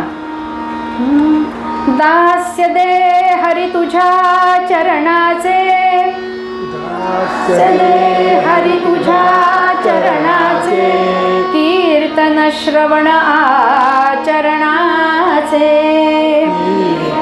श्रवण आचरणाचे, दे अनन्य हृदयी स्मरणाते, दे अनन्य हृदयी स्मरणाते, हे न देसी तरी दे मरणाते, हे न देसी तरी दे मरणाते. झालेली कीर्तन सेवा सद्गुरूंच्या चरणी, महाराजांच्या चरणी, रामरायांच्या चरणी, कृष्णं वंदे जगद्गुरुं त्यांच्या चरणी अर्पण करते आणि आपणास सांगते श्रीराम.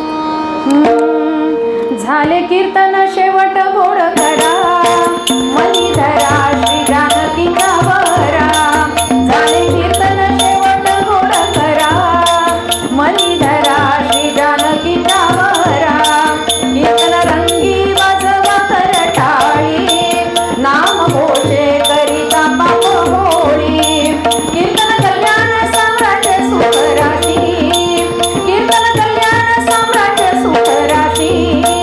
अवघे उठा ओवाळा राघवासी, अवघे उठा ओवाळा राघवासी, अवघे उठा ओवाळा राघवासी.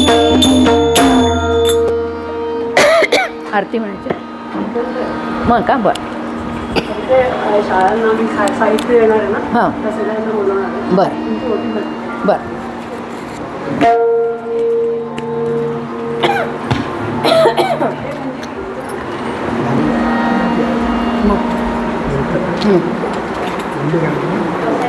जय गजानन.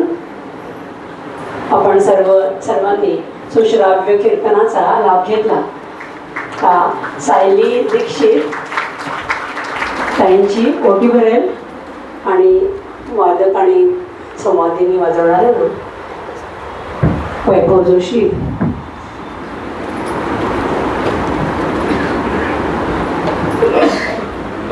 सायली दीक्षित. सद्गुरु श्री गजानन महाराज की जय. सद्गुरु श्री गजानन महाराज की जय. सद्गुरु श्री गजानन सद्गुरु श्री गजानन महाराज की जय। सद्गुरु श्री गजानन महाराज की जय। अनंत कोटि ब्रह्मांड नायक महाराजाधिराज योगिराज परब्रह्म सच्चिदानंद भक्त प्रतिपालक शेगाव निवासी समर्थ सद्गुरु श्री गजानन महाराज की जय।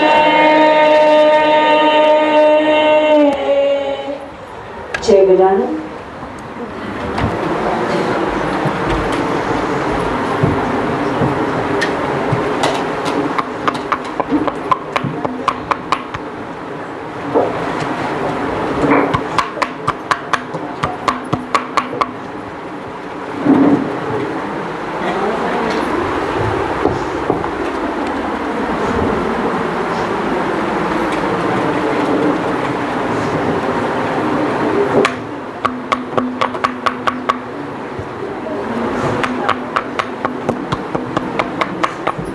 त्याकरता 1ली ते 8वी च्या प्रत्येक विद्यार्थ्याला ड्रॉइंग वही आणि रंगसामान या गोष्टी त्यांच्या विनंतीनुसार आपण त्यांना देणार आहोत। आणि लहान मुलांना 1ली 2रीच्या मुलांना आखीव पाट्या आणि दुरेखी वह्या देत आहोत। याशिवाय मोठ्या मुलांना केंद्राने आपणा सर्वांकडून जमा केलेल्या A4 साईजच्या वह्या आणि पेन आपण त्यांना देणार आहोत। त्या 4ही शाळांच्या शिक्षकांना मी स्टेजवर आमंत्रित करते। श्री अमित काळे, सौ नेहा अजित बागवे।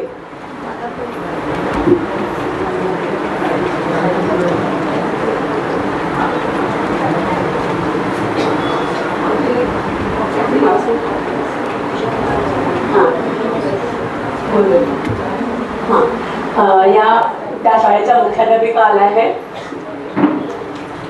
प्रसन्न मराठे आणि उदयभाऊ दातीर, मानसी वेंगळे आणि शरदभाऊ गाडगीळ यांना मी विनंती करते की त्या शाळांना आपण साहित्य देऊया।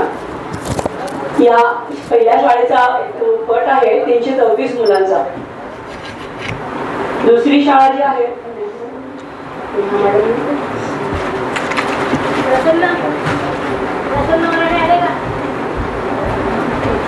सौ नेहा बागवे आल्या नाही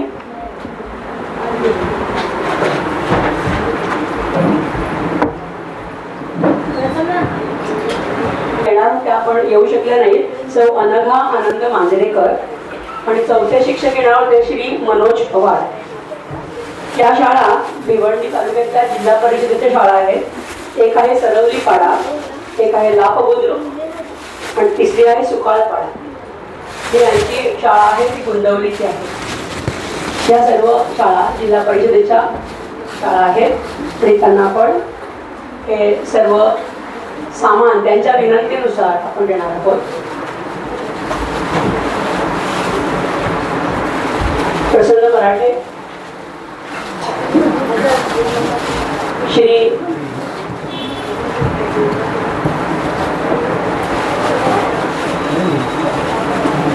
या सर्व पाट्या आहेत आणि हे सर्व ड्रॉइंगचं सामान आहे। ड्रॉइंगच्या वह्या आणि रंगवण्याच्या पेट्या म्हणजे कलरिंग बॉक्सेस। मी त्यांना विनंती करते की त्यांनी त्याला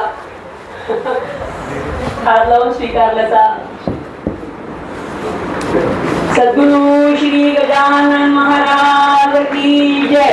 अनंत कोटि ब्रह्मांड नायक महाराजाधिराज योगिराज परब्रह्म सच्चिदानंद भक्त प्रतिपालक शेगाव निवासी समर्थ सद्गुरु श्री गजानन महाराज की जय।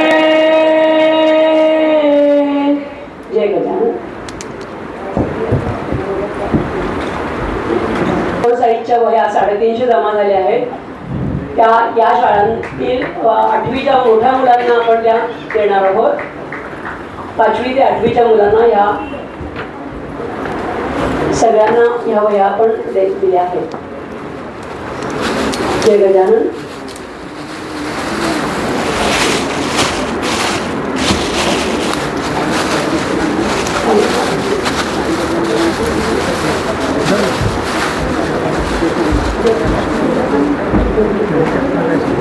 त्या विद्यार्थ्यांना एक प्रार्थना खूप आवडते, इतनी शक्ती हमें देना दाता. खूप चालीत म्हणतात ते. त्या दुसरं कडवं असं आहे की हम ना सोचे हमें क्या मिला है, हम ये सोचे किया क्या है अर्पण. ते ऐकतात, मी ऐकतो, पण तुम्ही अंमलात आणता. आज तुम्ही हे निस्वार्थ हेतूने हे जे कार्य केलेले खूप कौतुकास्पद आहे. गुरुपौर्णिमेला जो तो गुरुदक्षिणा देण्याचा आपल्या परीने प्रयत्न करतो, पण आपण जी काही गुरुदक्षिणा देत आहे ती गुरुदक्षिणा म्हणजे शिक्षणाच्या कामासाठी लागली आहे. म्हणजे थोडक्यात तुम्ही थोडेसे गुरुच्या मार्गावर झालेले आहेत आणि कुठलंही कार्य करायचं झालं तर आपल्या इच्छेने होत नाही. त्यांनी आपली निवड केलेली आहे की तुमच्या हाताने सर्व हे विद्यार्थ्यांपर्यंत पोहोचावं आणि आम्ही मध्यस्थ आहे. म्हणजे तुम्ही नशीबवान, आमचे विद्यार्थी नशीबवान आणि आम्ही मधला मार्ग. असं एकंदरीत खूप आनंद वाटला आम्हाला. आणि जे मागितलं ते दिलं. देण्यातला आनंद आहे ना, हा सगळ्यात मोठा असतो, छान असतो, तर चेहऱ्यावर आनंद येतो. हा आनंद सगळ्यांना आपल्याला तुम्ही वाटताय, देता देता सगळ्यांना आनंद पण वाटताय, खूप छान वाटतं. पुन्हा एकदा सगळ्यांचे आभार मानतो. धन्यवाद.